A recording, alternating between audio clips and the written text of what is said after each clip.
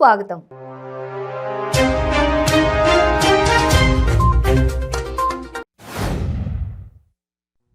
నకిలీ విత్తనాలను అరికట్టేందుకు పోలీసు అధికారులు అప్రమత్తతతో సమాచారాన్ని సేకరించి కఠినంగా వ్యవహరించాలని రాష్ట్ర హోంశాఖ మంత్రి మహమూద్ అలీ సూచించారు.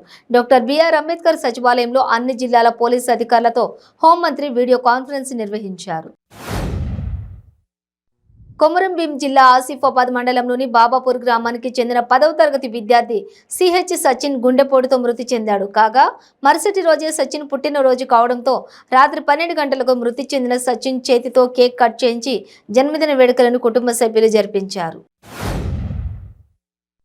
బెల్లంపల్లి ఎమ్మెల్యే దుర్గం చిన్నయ్యపై హైదరాబాద్లో బ్యానర్లు వెలిశాయి. వివిధ ఆరోపణలతో ఒరిజినల్ డైరీ పేరుతో బ్యానర్లు ఏర్పాటు చేశారు.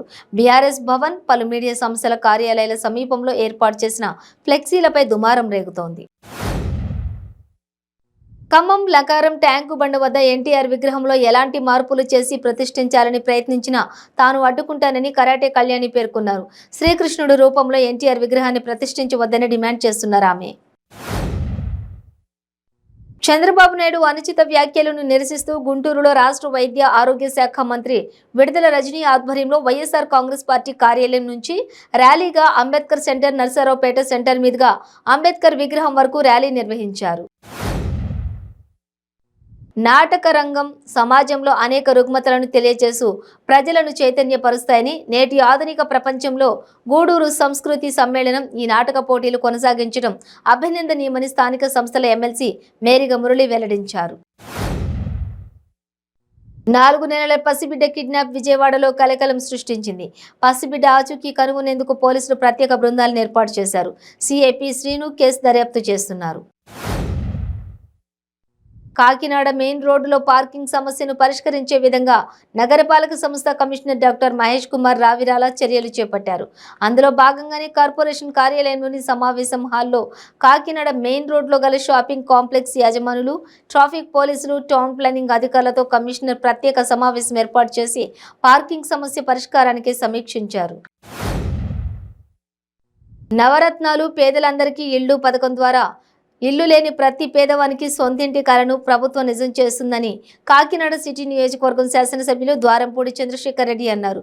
జగన్నాథపురం 14 నుండి 26 వార్డులకు సంబంధించి గృహ నిర్మాణ లబ్ధిదారులకు కేటాయించిన వివిధ లేఅవుట్లను సందర్శించారు. ప్రకాశం జిల్లాలో సాఫ్ట్వేర్ ఇంజనీర్గా పనిచేస్తున్న మహిళ దారుణ హత్యకు గురైంది. ఆర్థిక లావాదేవీల నేపథ్యంలో యువతి హత్య జరిగినట్లు పోలీసులు గుర్తించారు. సెల్ ఫోన్ సిగ్నల్స్ ఆధారంగా రాధా మృతదేహాన్ని పోలీసులు గుర్తించారు. గ్రామంలో జరుగుతున్న తిరునాళ్లలో పాల్గొనడానికి వచ్చిన రాధా అనే యువతి ప్రాణాలు కోల్పోవడంతో కుటుంబ సభ్యులు కన్నీరు మున్నీరవుతున్నారు. ప్రధానమంత్రి నరేంద్ర మోదీ 6 రోజుల విదేశీ పర్యటనకు ఢిల్లీ నుండి ప్రత్యేక విమానంలో బయలుదేరారు. జపాన్ ప్రధానమంత్రి ఫుమియో కిషిడా ఆహ్వానం మేరకు జపాన్ ప్రెసిడెన్సీలోని G7 సమ్మిట్లో ప్రధాని పాల్గొన్నారు. రాష్ట్ర అవతరణ దశాబ్ది ఉత్సవాల నిర్వహణపై బిఆర్ అంబేద్కర్ సచివాలయంలో ముఖ్య కార్యదర్శి సందీప్ కుమార్ సుల్తానియా సంబంధిత శాఖల ఉన్నతాధికారులతో మంత్రి ఎర్రబెల్లి దయాకర్ రావు సమీక్ష నిర్వహించారు. 10 ఏళ్ల సుదీర్ఘ కాలం పాలనలో ఓ మర్చిపోలేని మైలురాయి అన్నారు.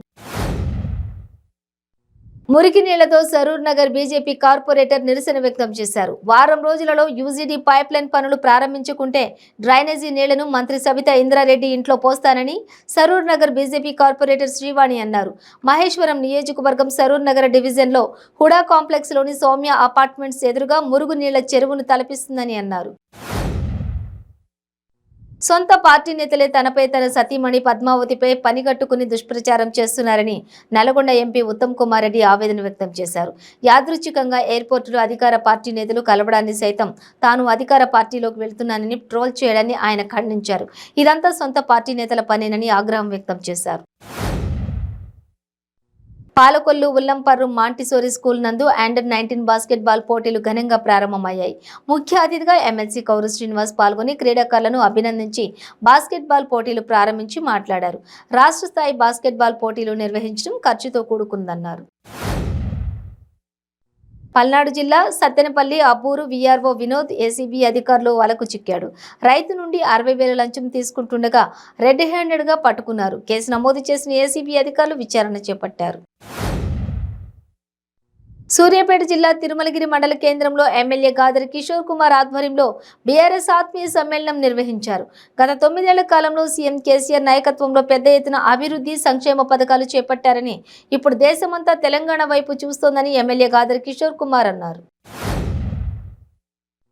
ఆంధ్ర రాష్ట్ర ప్రజలకు వాలంటీర్లు అందిస్తున్న సేవలకు గుర్తింపుగా గ్రామ, వార్డు సచివాలయాల పరిధిలో పనిచేస్తున్న వాలంటీర్లకు సేవామిత్ర, సేవారత్న, సేవా వజ్ర అవార్డులను ఇచ్చే కార్యక్రమానికి ఏపీ ప్రభుత్వం మూడోసారి శ్రీకారం చుట్టింది.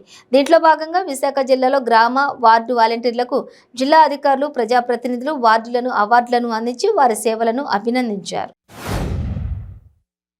టీడీపీ అధినేత నారా చంద్రబాబుపై తీవ్ర విమర్శలు చేశారు. పెందుర్తి నియోజకవర్గం వైసీపీ ఎమ్మెల్యే అన్నంరెడ్డి అదీప్ రాజు చంద్రబాబును మించిన సైకో మరొకరు లేరని అన్నారు. అబద్ధాల కోరుకి అంబాసిడర్ చంద్రబాబు అని 600 హామీలు ఇచ్చి అమలు చేయని ఘనత చంద్రబాబుదేనన్నారు. 2014 నుంచి 2019 వరకు ఒక ఇళ్ల పట్టాయన ఇచ్చారా అని ప్రశ్నించారు అదీప్ రాజు.